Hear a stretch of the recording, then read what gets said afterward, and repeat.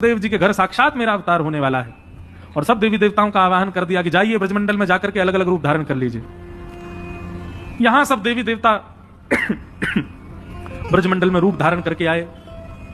सूरसेन मंडल के राजा हैं सूरसेन, और सूरसेन के पुत्र का नाम है वसुदेव। यहां मथुरा के राजा उग्रसेन, उग्रसेन के पुत्र का नाम है कंस।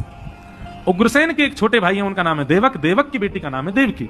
तो कंस अपनी चाचा की बेटी देवकी का विवाह वसुदेव जी के साथ कर देता है और एक दिन उनको विदा करने के लिए जाता है।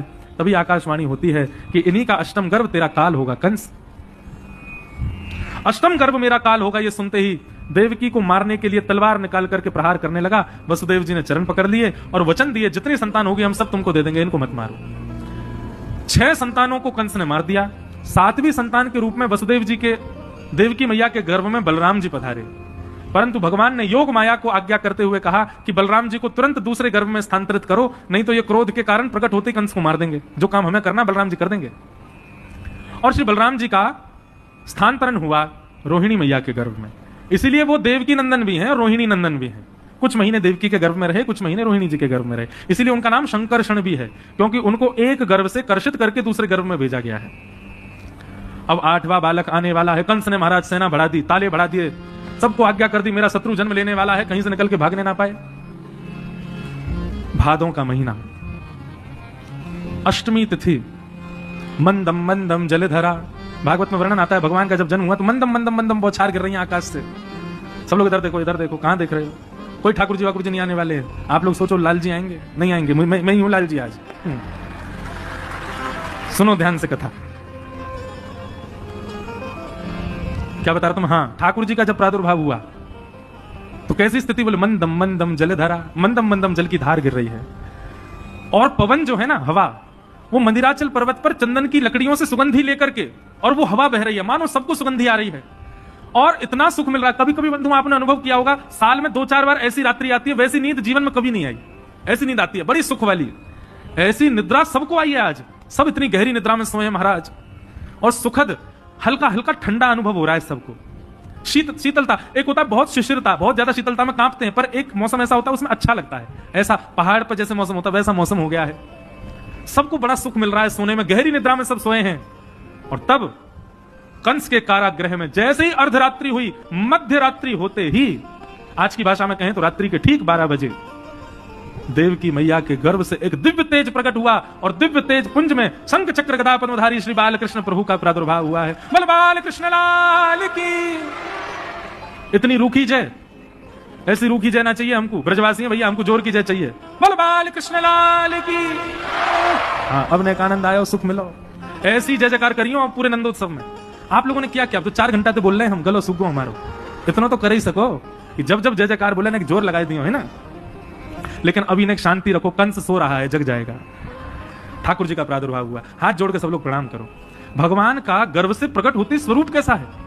तमद्भुतम बालकमंबुजक्षणम चतुर्भुजम शंख गदायुधायुधम श्रीवत्स लक्ष्मम गल सौभकौस्तुभम पीतांबरम सांद्रपयोद सौभगम। भगवान 4 भुजा धारण करके प्रकट हुए हैं। गले में कौस्तुभ मणि पहनी है, ठाकुर जी ने पीतांबरी पहन रखी है, सुंदर पीली धोती पहन करके, और महाराज पूरा श्रृंगार करके आए हैं ठाकुर जी अपनो। आजकल यदि ऐसे बालक जन्म ले ले तो डॉक्टर तो देखते ही बेहोश हो जाए लेकिन ठाकुर जी का ऐसा ही जन्म हुआ। देव की मैया ने देखा और मैया ने प्रणाम करते हुए कहा, लालन अब छोटे बालक हो जाओ, आपने अनुग्रह किया, आप हमारे यहाँ पुत्र बनकर के पधारे। भगवान बोले, मैया हम तो आयुध इसलिए लेके आए हैं, कंस मामा दुष्ट मार देता है जन्म लेते ही, हम तो इसलिए शंख चक्र सब लेके आए हैं। बोले कि ये सब तो बात की बात है, आप मुझे सुख देने के लिए बालक बनिए ना।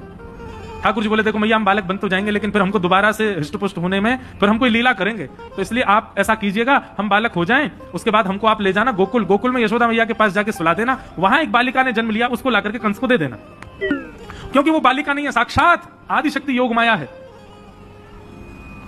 वसुदेव जी बोले, आपने तो इतनी आसानी से बता दिया कि हमको गोकुल छोड़े आना। अरे कितने पहरेदार, कितने ताले लगे हैं, तुमको पता है हम कितनी सुरक्षा बंदी के अंदर हैं। भगवान बोले, कितने भी बंधन हो, भक्त जब मेरे चरण पकड़ता है तो उसके बंधनों को तोड़ने की जिम्मेवारी मेरी है। बंधु हम लोग क्या करते हैं?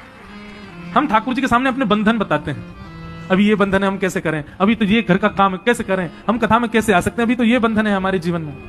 ठाकुर जी कह रहे हैं बंधन मत गिनवाओ, तुम बस मेरे चरण पकड़ो, बंधनों को मुझ पे छोड़ो, मैं देख लूंगा क्या करना है। मीरा भाई चिंता थोड़ी करी, ठाकुर जी के चरणों में चली गई, देखते रहेंगे ठाकुर जी। लेकिन पहले स्थिति उतनी पहुंचा लो। नन्हे से बालक ठाकुर जी बन गए। वसुदेव जी ने एक डलिया में जैसे ही ठाकुर जी को विराजमान करके सिर पर धारण किया, चट चट चट चट सारे ताले टूट गए, सारे बंदीगृही सो रहे हैं, सारे द्वारपाल सोए हैं, और ठाकुर जी को लेकर के श्री वसुदेव जी गोकुल को प्रस्थान कर रहे हैं। स्वागतम कृष्णा, स्वागतम कृष्णा, स्वागतम कृष्णा, स्वागतम कृष्णा, स्वागतम कृष्णा, स्वागतम कृष्णा। पूरा ब्रजमंडल गा रहा है। स्वागतम कृष्णा, स्वागतम सुस्वागतम शरणागतम कृष्णा।